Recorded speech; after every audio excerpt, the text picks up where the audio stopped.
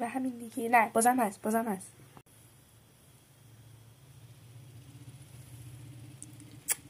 بریم واسه بعدی. زیاد در اومد.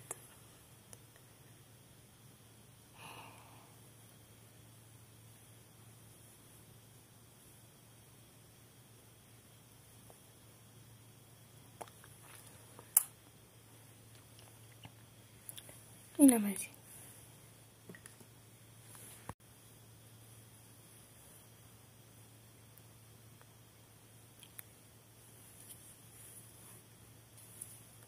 اسم بستنی لب. حیف اینجا نیستین. یه بوی مارشمالو طوری میده، اصلا زبانم گیر کرد. وای خیلی بوش خوبه. بریم روی لب تستش کنیم.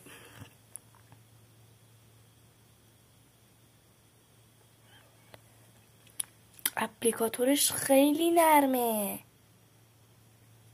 فکرشو نمی‌کردم چقدر جرساتون خوبه. این شاینی که به لب داده واسه خودشه. هر قبلی داشتم که این شاین ریزی داشت برای خودشه. واسه لیپ تینت پاپیونی. بریم اینم روی لب تستش کنیم. این به جوش بوش یکم بده اما ماندگاری خیلی بالایی داره. من بیشتر اوقات خودم از این استفاده میکنم.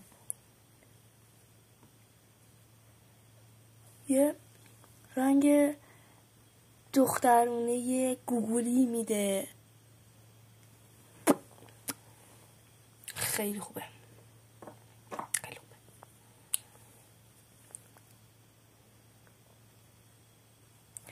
این که یکم رو لب بمونه بعدش بخواین پاک کنید این روشنیش یکم میره اما باز روی لب هست و یه شاینش هم هست و یه انگار طبیعیه، میدونین اونجوریه. بریم پاکش کنیم. اینو بذاریم. نوبتش میرسه به مربای لب طرح ژله. بریم اینم روی لب بزنیم. و در نهایت هم که این یه چیزی خودش داره، چوسی میزنید به لبتون، شاینشو خودش داره. همه اینا کلا خیلی خوشگلن. تمام اینا رو اگه میخواین بخرید تو کامنت ها بهم بگید، حتما بهم بگید. همونطور که بهتون گفتم قراره بریم رانندگی تو پست قبلی. اگه پست قبلی رو ندیدید برید ببینید اونم. بله برید ببینید. یه لحظه.